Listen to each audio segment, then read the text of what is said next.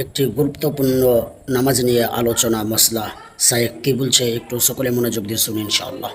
মাসবুক ব্যক্তি তথা এক রাকাত নামাজ মিস করেছেন, তিনি কি ইমামের সাথে প্রথম বৈঠকে আত্তাহিয়াত পড়বেন? যদি আত্তাহিয়াত পড়েন তাহলে তার তো মূলত তিনটা বৈঠক হচ্ছে, তিনবার আত্তাহিয়াত পড়তে হবে। শরীয়ত কি বলে? যিনি মাসবুক তথা এক রাকাত নামাজ পান নাই, এখন ইমাম এক রাকাত পড়ার পর ইমামের 2 রাকাত হয়ে গেছে, উনি বসলেন, তাহলে উনি 1 রাকাত পরে বসছেন আর ইমাম 2 রাকাত করে বসছেন, তাহলে ইমামের জন্য এই সময় আত্তাহিয়াতু বা যারা মুসল্লি তাদের জন্য হালতে ওইটা ওয়াজিব। কিন্তু এই লোক তো কেবল 1 রাকাত পড়ছে, তার মাসালা কি হবে? শরীয়ত বলতেছে যে ওই ব্যক্তিও ওই রাকাতে ইমামের পেছনে বসে থাকতে পারবে না, তার জন্য আত্তাহিয়াতু পড়া ওয়াজিব। 3 বার তার বৈঠক হবে, 3 বৈঠকেই সে পড়বে, কিন্তু এই জায়গায় সে চুপ করে থাকতে পারবে না। ইমাম নাখির কাছে এসে জিজ্ঞাসা করা হলো, তার তো এটা প্রথম বৈঠকই না, তাহলে কেন সে পড়বে? ইমাম নাখি বলছেন, ইমামের ইমামত্ব যে সে কবুল করেছে এইটার প্রমাণ হচ্ছে ইমাম বসেছে, সে যেরকম দাঁড়াতে পারে নাই, সুতরাং ইমাম যে আমল করছে ওই আমল তাকে করতে হবে। সুতরাং সালাতের মধ্যে তাশাহুদ পড়া তার জন্য ওয়াজিব। সাথে একটা মাসালা আমরা ভুল করি অনেক সময়,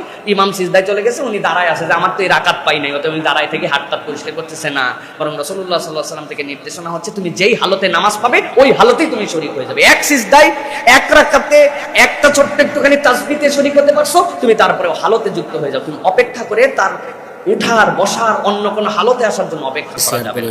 অনেক দিনী ভাইদেরকে মশলাটি জানার সুযোগ করে দিন ইনশাআল্লাহ।